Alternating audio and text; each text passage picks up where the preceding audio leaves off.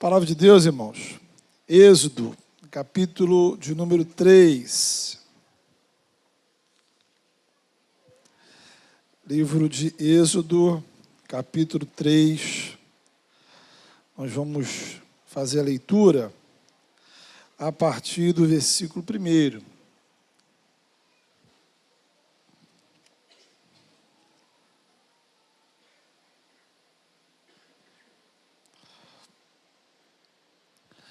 Êxodo capítulo 3, a partir do versículo 1, o texto está projetado, mas também se você aí puder abrir a sua Bíblia, fazer e acompanhar a leitura, sempre é bom.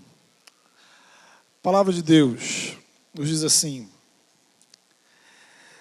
Moisés pastoreava o rebanho de seu sogro Jetro, que era sacerdote de Midian. Um dia, levou o rebanho para o outro lado do deserto e chegou a Horebe, o monte de Deus. Ali o anjo do Senhor apareceu numa chama de fogo que saía do meio de uma sarça. Moisés viu que, embora a sarça estivesse em chamas, não era consumida pelo fogo. Que impressionante, pensou. Por que a sarça não se queima? Vou ver isso de perto. O Senhor viu que ele se aproximava para observar. Então, do meio da sarça, Deus o chamou. Moisés, Moisés. Eis-me aqui, respondeu ele. Então disse Deus, não se aproxime. Tire as sandálias dos pés, pois o lugar em que você está é terra santa. Disse ainda, eu sou o Deus de seu pai, o Deus de Abraão, o Deus de Isaque, o Deus de Jacó. Então Moisés cobriu o rosto, pois teve medo de olhar para Deus. Disse o Senhor, de fato tenho visto a opressão sobre o meu povo no Egito. Tenho escutado o seu clamor por causa dos seus feitores e sei quanto eles estão sofrendo. Por isso, desci para livrá-los das mãos dos egípcios e tirá-los daqui para uma terra boa e vasta, onde há leite e mel com fartura. A terra dos cananeus, dos hititas, dos amorreus, dos ferezeus, dos heveus, dos jebuseus. Pois agora o clamor dos israelitas chegou a mim, e tenho visto como os egípcios os oprimem. Vá, pois, agora, eu o envio ao faraó para tirar do Egito o meu povo, os israelitas. Moisés, porém, respondeu a Deus, quem sou eu para apresentar-me ao faraó e tirar os israelitas do Egito? Deus afirmou, eu estarei com você. Esta é a prova que sou eu quem o envia. Quando você tirar o povo do Egito, vocês prestarão culto a Deus neste monte. Moisés perguntou,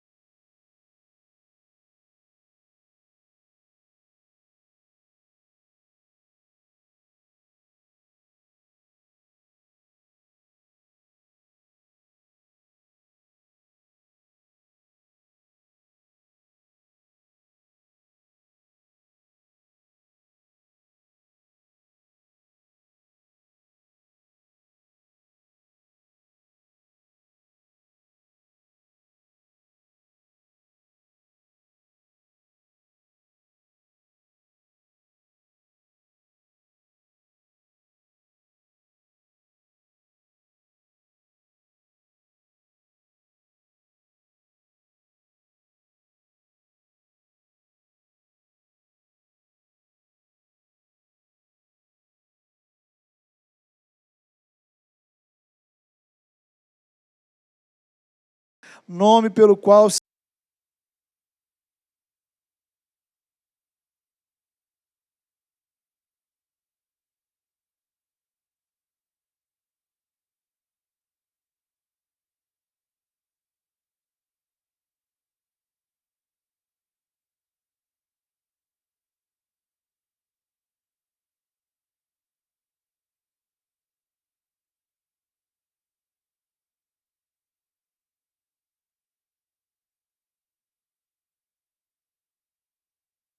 Israel o atenderão. Depois você irá com elas ao rei do Egito e lhe dirá: o Senhor, o Deus dos hebreus, veio ao nosso encontro. Agora deixe-nos fazer uma caminhada de 3 dias, adentrando o deserto, para oferecermos sacrifícios ao Senhor, o nosso Deus. Eu sei que o Senhor não nos deixará sair, a não ser que uma poderosa mão o force. Por isso, estenderei a minha mão e ferirei os egípcios com todas as maravilhas que realizarei no meio deles. Depois disso, ele os deixará sair, e farei que os egípcios tenham boa vontade para com o povo, de modo que, quando vocês saírem, não sairão de mãos vazias. Todas as israelitas pedirão às suas vizinhas e às mulheres que estiverem hospedando em sua casa objetos de prata, de ouro e roupas que vocês porão em seus filhos e em suas filhas. Assim, vocês despojarão os egípcios. Amém. Queridos, estamos aí na série de mensagens, velhas histórias para um ano novo. E hoje eu gostaria de perguntar para você ou conversar com você, compartilhar com você, sobre a experiência de você tomar um novo rumo na sua vida. Para muitas pessoas, o ano novo significa justamente você tomar uma nova direção, seguir um novo caminho, uma nova rota, novas decisões, novas escolhas. Talvez você traga no coração o desejo de uma mudança radical. E aí, pensando nisso, imagino que a gente pode ter aqui entre nós 3 grupos de pessoas. Vamos ver aí em qual delas você se encaixa. Em primeiro lugar, existem aqueles que precisam mudar por necessidade. Você olha para a sua vida, você olha para a sua realidade e você percebe que está um caos. A vida está horrível. As coisas chegaram a um ponto insuportável. Você precisa mudar. Não tem jeito, não tem opção. Talvez você não sabe nem direito para onde ir, mas você sabe que ficar do jeito que está não tem condições. Há um outro grupo. Aqueles que querem novas experiências. Não é que o seu presente esteja mal, né, ruim, mas você deseja algo novo, uma nova realidade, viver novas coisas, experimentar novas coisas. Aquela coisa de você sentir-se desafiado novamente. E há um terceiro grupo que talvez esteja de boa, tranquilo, sabe? Se tivesse um controle remoto e desse um pause aí na sua vida para você, estaria ótimo. Continuar do jeito que está, não mudar nada. Então, como você está nesse início de ano? Imaginemos a situação de Moisés agora. Observe a primeira frase do texto. O texto começa contando a história, dizendo que Moisés pastoreava o rebanho do seu sogro na região de Midian, uma região que fica ali, hoje mais ou menos ao sul da Arábia Saudita. Então, nessa altura do campeonato da vida de Moisés, ele era um homem adulto, casado, filho, né? Talvez seria aí um ilustre integrante do nosso time dos 60 a mais. Né? E aquele dia começou para Moisés como qualquer outro. Um dia normal na sua rotina de trabalho. Conduzir os rebanhos de animais. Então, é um versículo que poderia descrever a sua rotina, a minha rotina, o seu dia a dia. Fulano saiu de casa para trabalhar como faz todos os dias. Fulano estava na escola, na faculdade, estudando como faz todos os dias. Cicrano estava lá arrumando a casa, estava no ônibus, no mercado, na academia, na faculdade, enfim. Pense na sua rotina, na sua segunda-feira, no que você faz todos os dias. Então o ponto é, Moisés não acordou aquele dia pensando assim, vou ter um encontro incrível com Deus. Moisés não saiu de casa naquele dia com a expectativa assim, nossa, hoje eu vou experimentar algo que vai ser impactante na minha vida. Não. Naquele dia, Deus atravessou o caminho de Moisés. Não foi Moisés quem procurou Deus. Foi Deus quem encontrou Moisés. E esse encontro iria mudar radicalmente a vida de Moisés. A vida dele vai tomar um rumo completamente novo, porque Deus foi ao seu encontro naquele dia. Então, voltando àquelas perguntas iniciais, veja, será que Moisés estava esperando um novo rumo na sua vida naquele dia? Será que Moisés estava insatisfeito com o que estava vivendo? Será que ele tinha expectativas de mudança? Será que ele estava acomodado? Não sabemos, não tem como saber. O que podemos saber é que a partir daquele dia, a vida dele mudou radicalmente. Por quê? Porque ele teve um encontro com Deus. Porque Deus o encontrou. E lhe deu uma nova direção. A palavra de Deus afirma para a gente que aqueles que buscam o Senhor o encontram. O Senhor permite ser encontrado por você, se você buscá-lo, né? Há o que nós chamamos de meios ordinários para isso, né? Então, qualquer pessoa, em qualquer lugar do mundo, que buscar o Senhor em oração, vai encontrá-lo.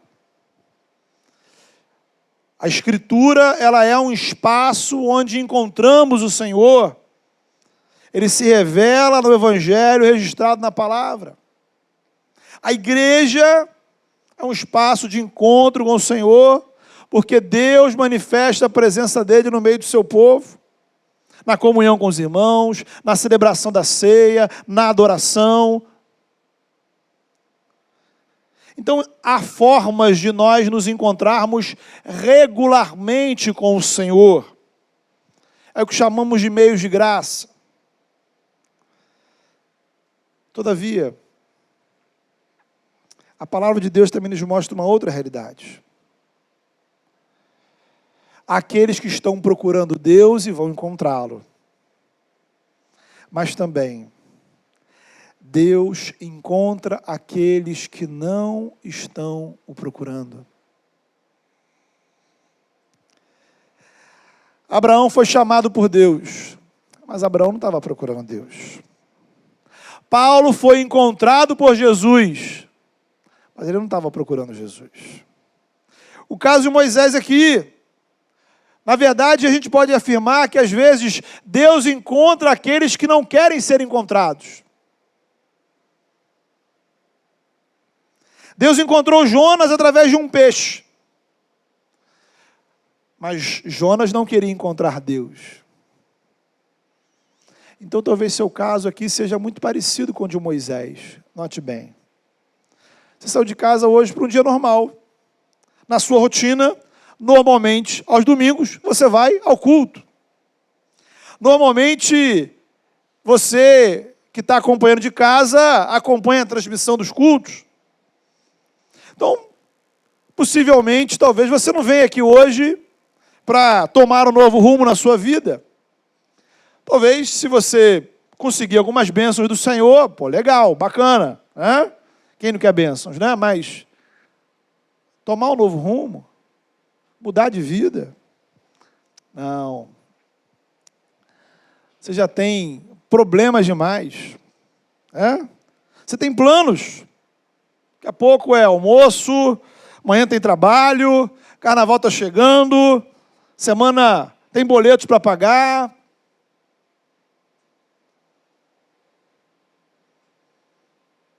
Mas Deus vem ao nosso encontro. E Ele não marca a hora. Ele não avisa que vai chegar. Ele nos surpreende. Veja o texto com atenção. Se você observar, Deus não faz perguntas a Moisés. Foi tipo assim: Moisés, e aí, como é que tá? Tudo bem? Você tem algum plano para o final de semana, Moisés? Como é que tá? Está ocupado? Como é que tá a agenda?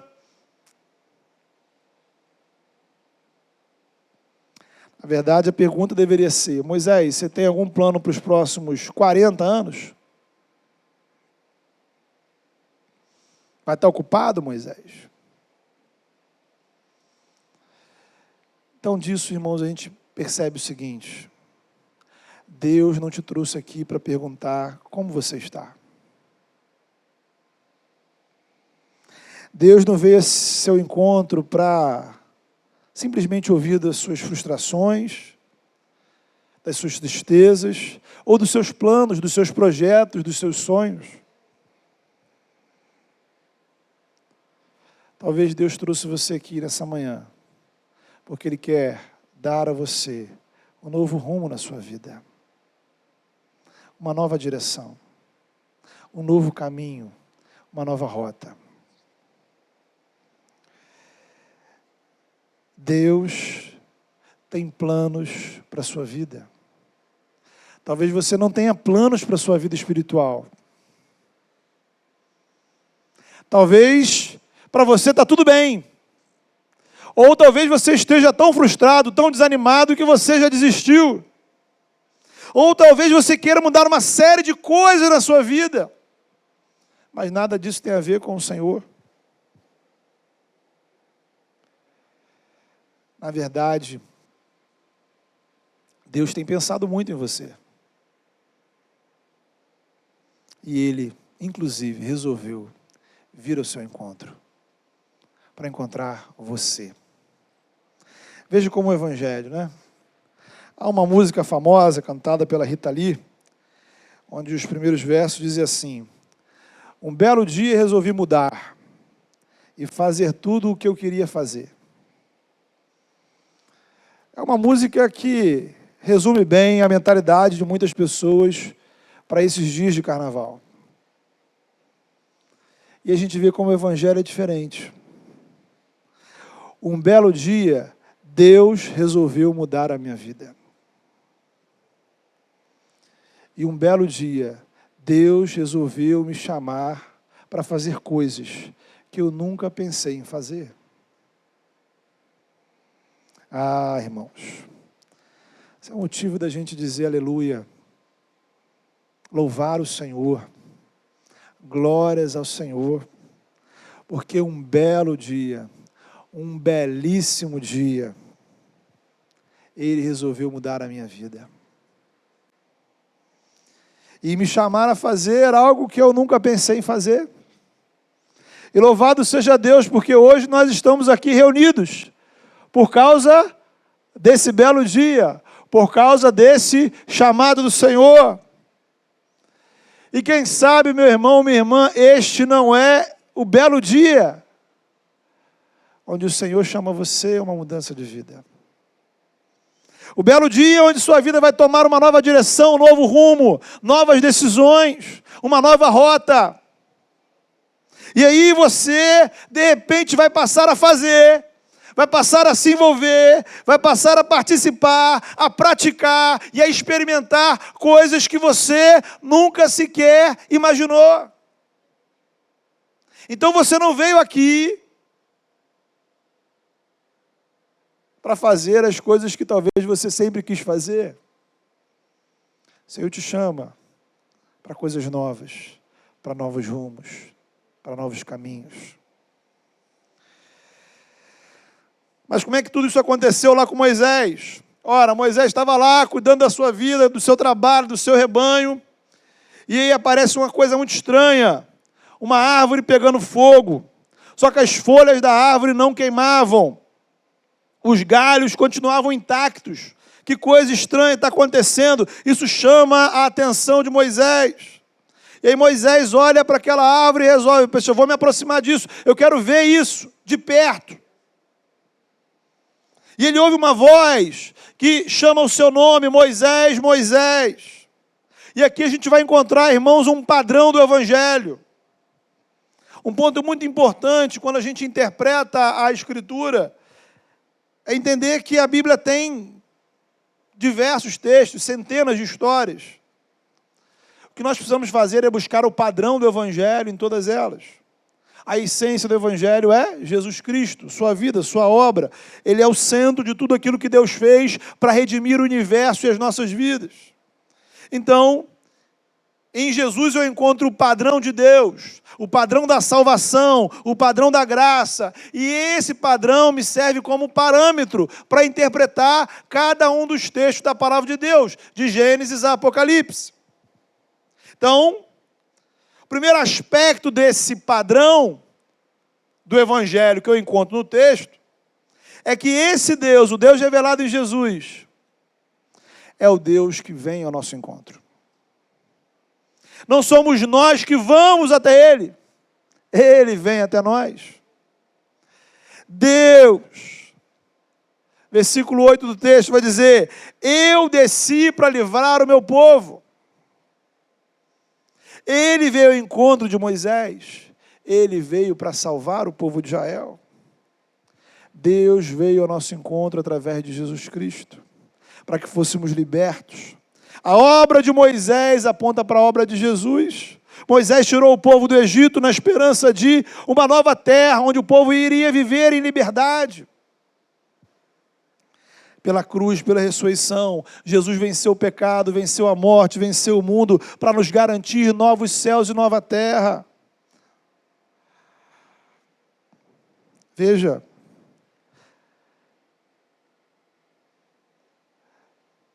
o que Deus tinha para aquele povo, o que Deus tinha para a gente, vai muito além do que um pedaço de terra ali no Oriente Médio. Aquela era a primeira parcela, uma espécie de aperitivo, um protótipo de algo muito maior. O que Deus separou para o seu povo é a terra inteira, o universo inteiro, a criação inteira. Bem-aventurados os mansos de coração, porque herdarão a terra, disse Jesus. Então o nosso Deus é um Deus que vem para salvar. Veio ao encontro do povo de Israel, veio ao encontro de Moisés, vem ao nosso encontro, vem por Jesus, vem pela obra do Espírito. Quando nós nos reunimos como igreja, o Senhor vem, Ele manifesta a presença dEle, Ele vem ao encontro do nosso coração. Segundo o padrão do Evangelho, queridos, que nós encontramos no texto, é que Deus se manifesta de maneiras estranhas e inusitadas. É o padrão da cruz. Quando você olha para a cruz, parece derrota, mas é vitória. Parece morte, mas é vida. Parece vergonha, mas é sabedoria. Parece fraqueza, mas é poder. Do ponto de vista humano, a cruz significa morte, derrota, fraqueza, vergonha. Mas pela ação de Deus, ela é poder, ela é vida, ela é vitória, sabedoria, salvação. Deus se manifestou a Moisés através de uma árvore pegando fogo. Às vezes, Deus usa coisas estranhas para chamar a nossa atenção. Às vezes, Deus usa pessoas estranhas para nos abençoar.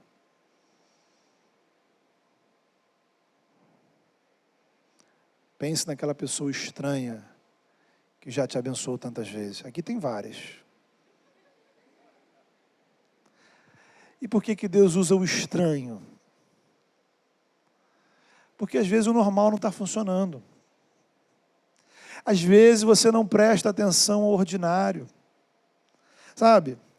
Vez ou outra acontece, eu tenho a seguinte experiência, né?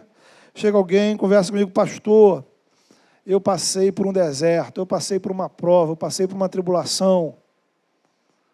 E no meio de tudo isso, Deus me ensinou uma coisa. Aí a pessoa fala, né? E aí eu fico aqui pensando assim, nossa, né? Quantas vezes eu já preguei exatamente isso para essa pessoa? Quantas vezes ela não me ouviu falar sobre isso? Mas precisou passar toda essa catástrofe para ela aprender. Então, será que ela não ouviu? Ela ouviu. Ela estava no culto.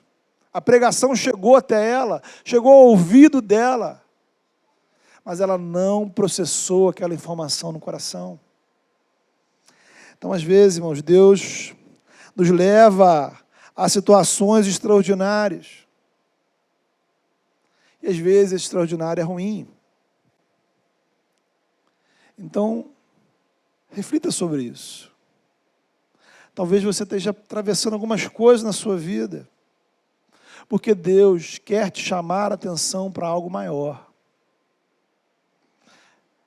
Porque Deus quer chamar a atenção da sua vida para coisas diferentes, que você não está dando a devida atenção.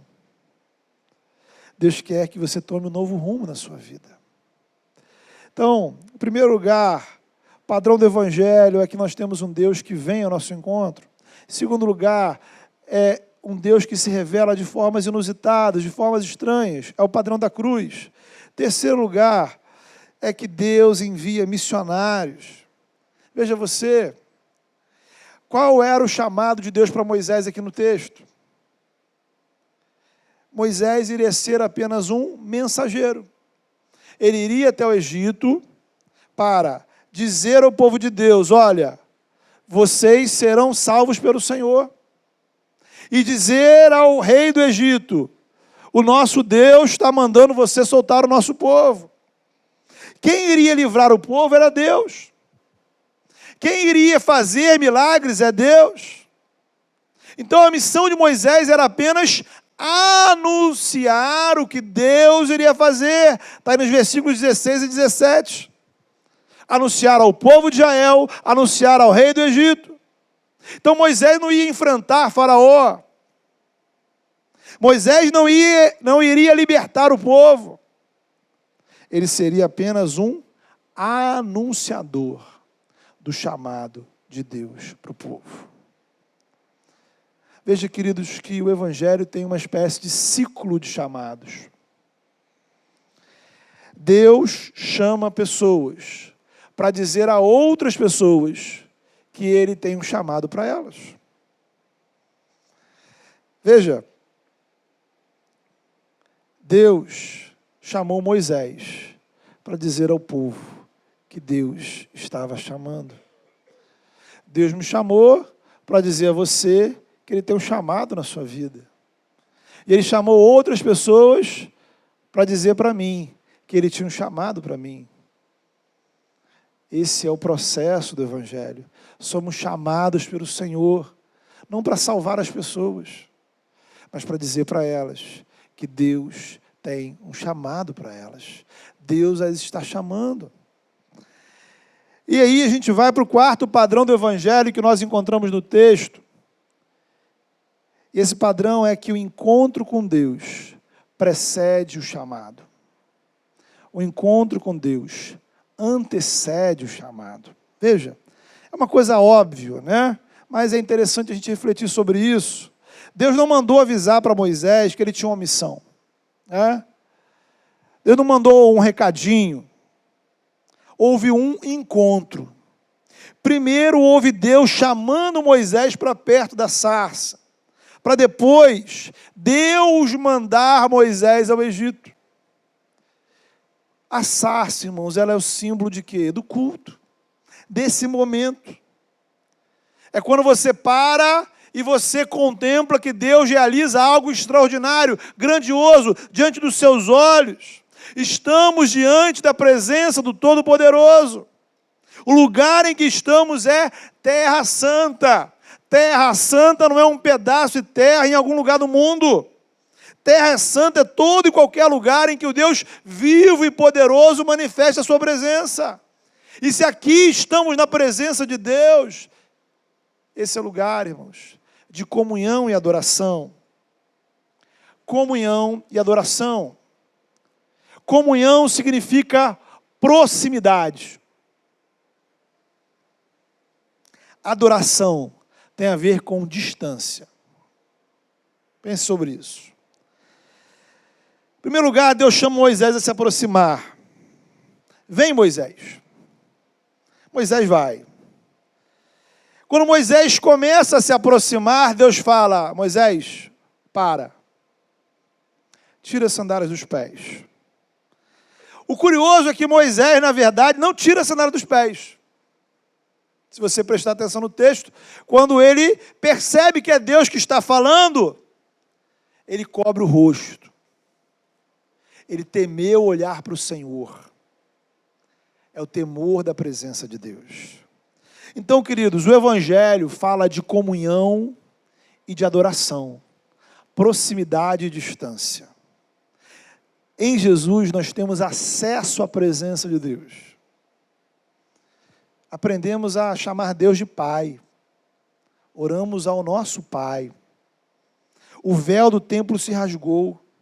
Só que ao mesmo tempo, e a gente não pode perder essa perspectiva, Ele continua sendo o eterno, que é santo, santo, santo, Senhor dos exércitos. É por isso que Ele merece a nossa adoração, o nosso louvor. Nós não adoramos quem é igual a gente. Nós adoramos, o ato de adoração reconhece que o outro é maior do que a gente. É por isso que ele merece, é digno que eu me prostre diante dele. Então, queridos, tem essa tensão. Vem para perto, mas não tão perto. Aqui a gente tem que fugir de alguns extremos. Por um lado, o Deus que se revela em Jesus não é um Deus inacessível. Ele é o Deus que vem ao nosso encontro. Mas, ao mesmo tempo, Ele não é o nosso amiguinho. Deus não deixou de ser Deus. Então, a gente, às vezes, perde a dimensão da grandiosidade de Deus. E aí, quando a gente perde essa dimensão, a gente perde a dimensão da adoração. Se Deus é tão próximo a gente meio que esquece de adorá-lo, né? E aqui, eu vejo que no meio evangélico, no meio cristão, há uma forçação de barra com a ideia da intimidade com Deus. Criamos uma teologia de Deus que é o meu melhor amigo, Ele é meu parceiro. Ele é aquele cara lá de cima que está torcendo por mim. E aí, o que eu vou dizer talvez possa parecer um pouco pesado para você, mas algumas músicas evangélicas, alguns cultos, algumas pregações, parecem querer nos levar a uma espécie de relacionamento romântico com Deus, como se Ele fosse nosso namorado. Ocorre que isso nada tem a ver com o Evangelho. As pessoas querem sentir o amor de Deus, mas essas pessoas não querem servir a Deus. Então, não reconhecem a soberania de Deus, não se prostram diante dEle para reconhecer a glória e a santidade dEle. Não há uma perspectiva sobre o reino de Deus. Então, note a relação de Jesus com os seus discípulos. Deus nunca esteve tão próximo de nós quanto em Jesus. Numa proximidade maior, Ele se encarnou, Ele estava ali. Então havia comunhão, andar junto, comer junto, conversar. Mas Jesus não era o amiguinho deles.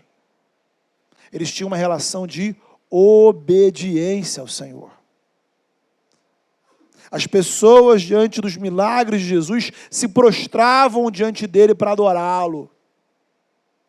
A proximidade de Jesus não diminuiu a dimensão da sua autoridade.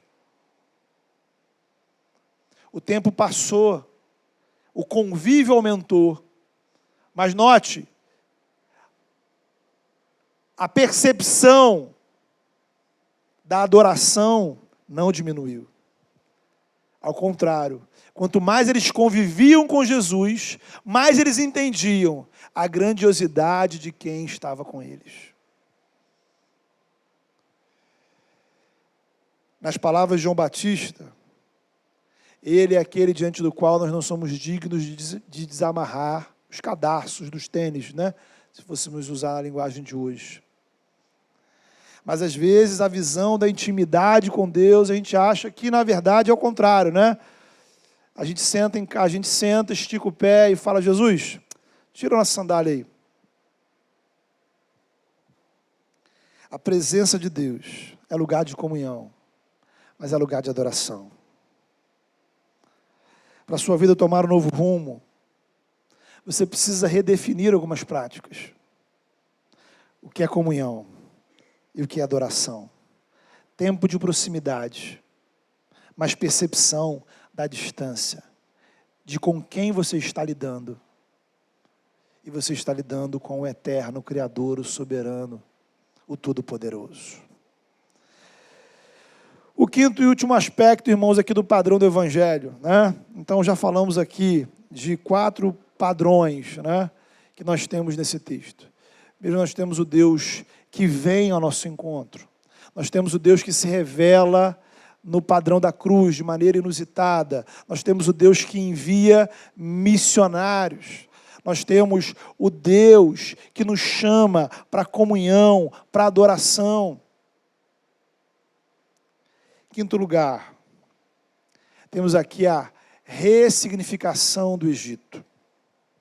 Veja, o chamado de Deus para Moisés era para ele ir ao Egito, falar com o povo de Israel e com o faraó. Então, possivelmente você deve conhecer um pouco da história de Moisés, né? Se não pela Bíblia, talvez pelos filmes, pelas novelas, né? Mas ler a Bíblia também que ajuda, irmão, né? Então Moisés foi criado no Egito. Então ele tinha uma história com o Egito. Então o Egito não é um lugar aleatório, onde Deus te chama para fazer missão. Havia já na mente de Moisés, na alma de Moisés, nas suas memórias, uma série de sentimentos contraditórios em relação ao Egito. Foi criado lá, ainda bebê, ele foi adotado pela filha de Faraó. Ou seja, Moisés cresceu no palácio, junto da realeza. A infância, vida adulta, juventude e vida adulta, Moisés usufruiu do melhor que o poder e o dinheiro podem oferecer. Mas, ao mesmo tempo, Moisés nunca perdeu a sua identidade como israelita. Pela providência de Deus, né, e a inteligência da sua irmã, quem foi sua babá foi sua própria mãe. Então ele sabia qual era o seu povo. Quanto mais ele vai ficando adulto, essa ligação vai ficando forte. Ao ponto dele matar um egípcio para defender um israelita. Só que, veja você, ao contrário do que ele imaginava, os próprios israelitas não gostaram muito da atitude de Moisés. O acontecido se espalhou. Moisés ficou com medo, fugiu. Faraó mandou matar Moisés. E ele então vai parar na terra de Midian. Largou tudo para trás. Iniciou uma nova história. Constituiu família, se estabeleceu, anos e anos se passaram. Possivelmente décadas. E agora? Deus vem ao encontro de Moisés. Deus se manifesta a Moisés na sarça. E Deus fala para Moisés: Moisés, é hora de você voltar para o Egito. No passado, Moisés fugiu do Egito para se salvar. Agora, Deus manda Moisés de volta ao Egito para salvar o seu povo. No passado, a vida de Moisés tomou um novo rumo quando ele saiu do Egito. E agora, o novo rumo de Deus para Moisés era ele voltar para o Egito. Que situação. Bem, se Moisés tivesse que escolher um lugar no mundo, né? Preciso de voluntários missionários. Para onde, Senhor? Para onde o Senhor mandar, eu vou. Me parece que o último lugar que ele escolheria seria o Egito. Mas o Evangelho, irmãos, tem esse poder de ressignificar, de dar um novo significado a pessoas, a lugares, a situações.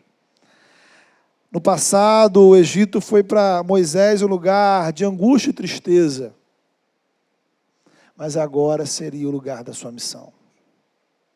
O lugar que no passado foi espaço de decepção, frustração, agora seria o lugar de grandes experiências com Deus. Veja, irmãos, se Moisés não voltasse ao Egito, ele não veria Deus mandar as pragas do céu. Ele não veria o mar vermelho se abrir. Ele não experimentaria beber água que saía da rocha, nem comer pão do céu, nem subir ao monte para receber as tábuas da lei. Deus não precisava de Moisés. Deus chamou Moisés. Se Moisés não voltasse para o Egito, ele não participaria de nada disso. Possivelmente seu nome nem estaria na Bíblia. E aí a pergunta que você deve estar se fazendo, e deveria estar se fazendo é: onde é o meu Egito? Deus vem ao seu encontro. Deus te chama.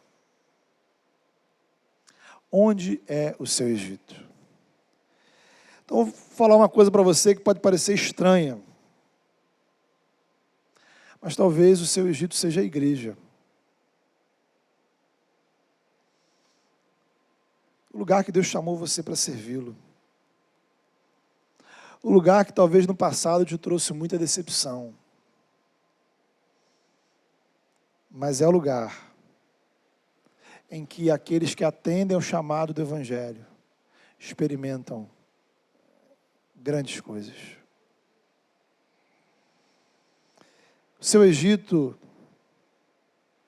talvez não seja um lugar que você tem que ir. Talvez o Egito seja o lugar onde você não queira estar. Talvez o seu Egito seja o lugar que você desistiu. Talvez o seu Egito seja a sua família, seus vizinhos, colegas de trabalho, amigos. Porque em todos esses lugares, irmãos, o Deus de Abraão, Isaque e Jacó tem povo. Deus chamou Moisés para o Egito porque no Egito ele tinha povo dele.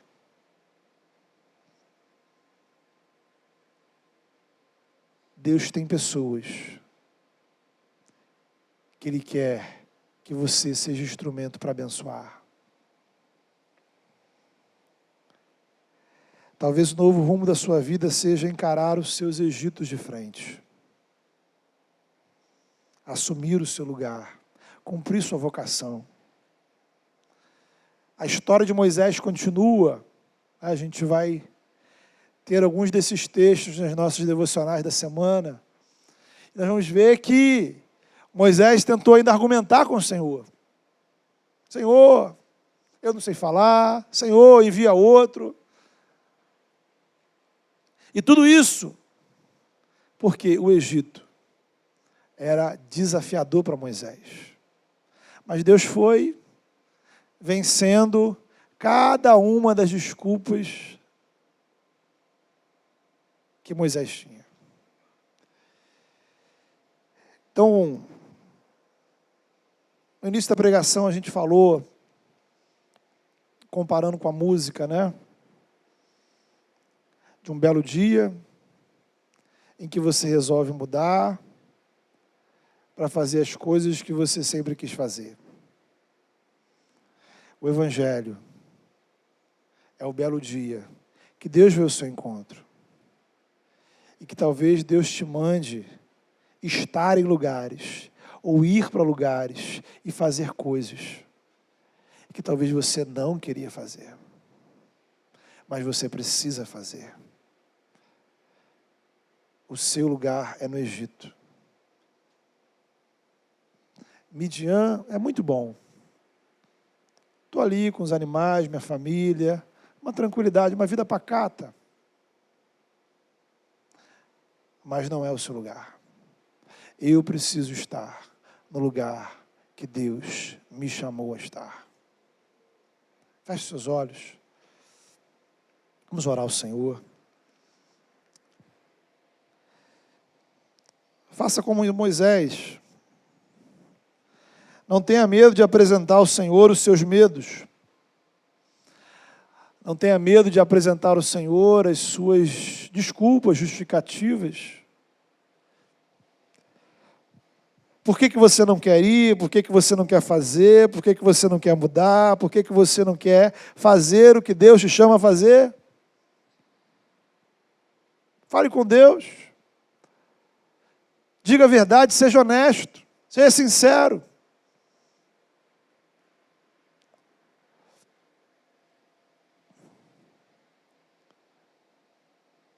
O Senhor veio ao seu encontro nessa manhã. Porque hoje pode ser o belo dia onde você vai tomar um novo rumo na sua vida. Fale com o Senhor.